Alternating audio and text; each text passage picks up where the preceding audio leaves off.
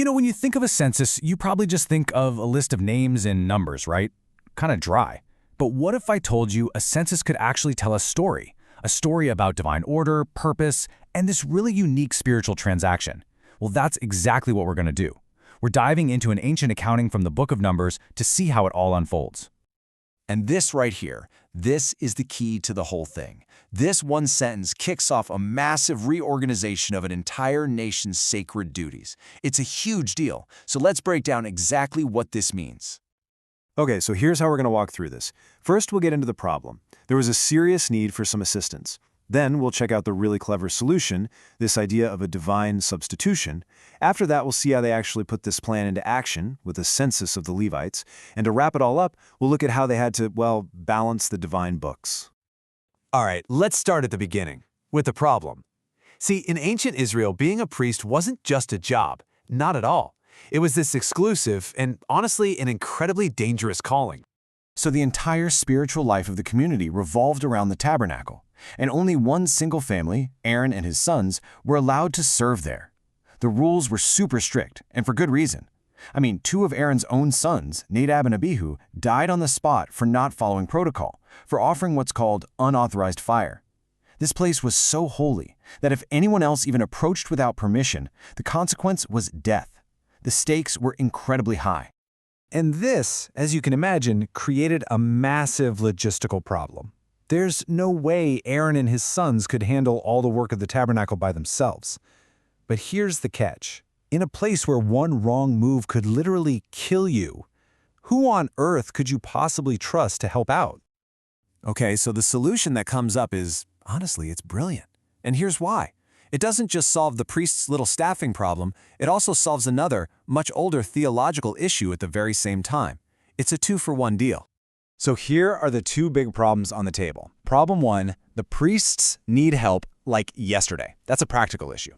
Problem two is a divine claim. Ever since the Israelites were freed from Egypt, God had a claim on every single firstborn son. And that was like an outstanding spiritual debt that had to be settled. And the solution to both is this concept of divine substitution. It's pretty cool. Instead of every single family having to give up their firstborn son for sacred service, one entire tribe would step in and serve on behalf of all of them. It's a really fascinating peek into a worldview built on communal responsibility where one group can stand in for the whole. And which tribe gets chosen for this? Well, it's the tribe of Levi.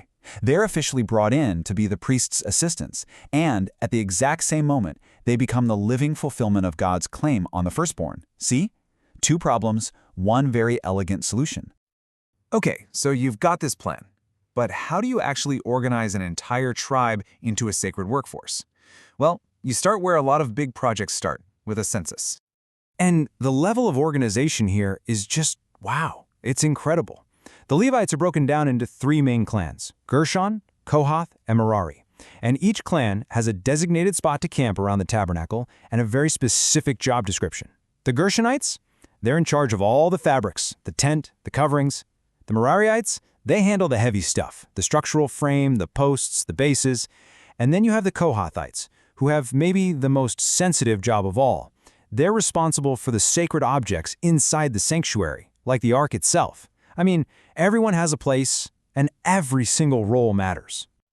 And just to make it crystal clear how important this job was, the leadership of the Kohathites, the guys carrying the ark, was given to Eleazar, who is the son of the high priest Aaron. This shows a really clear chain of command, right? The most critical tasks are being overseen by the highest levels of leadership. Responsibility flows right from the top down. So, after they count all the males, starting from just 1 month old and up, this is the number they get, 22,000. That's it. 22,000 Levites are now officially set apart for this sacred service, and that is the first number we need for our divine equation. And that brings us to the final piece of the puzzle, balancing the books. Now remember, the whole point is that the Levites are serving in place of the firstborn sons. So for this to be a fair one-to-one swap, the numbers really have to match up. So, they do a second census. This time, they count up all the firstborn males from all the other tribes. And, wouldn't you know it, there's a problem. They've got 22,000 Levites ready to serve, but there are 22,273 firstborn sons who need a substitute. The math doesn't quite work. Yeah.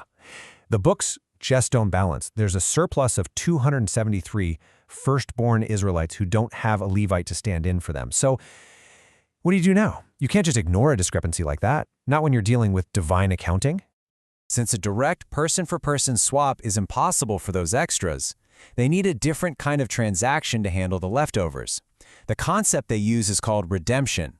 Basically, it's a payment you make to settle the outstanding spiritual account.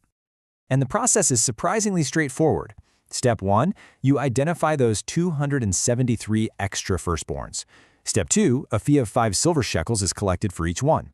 And finally, all that redemption money is handed over to the priests, Aaron and his sons, which officially closes the books. It sends a pretty clear message, doesn't it? Spiritual debts have very real, tangible consequences. So the grand total comes out to 1,365 shekels. And with that, the transaction is complete. Every single firstborn son is now accounted for, either through a Levite substitute or through a redemption payment. The divine accounting is all settled up. Done. So we'll end on this thought. After walking through this incredibly detailed system, all these rules, roles, and redemption payments, what do you think it tells us? What does this level of organization say about what this community valued, about what they believed about order, about accountability, and about their relationship with the divine?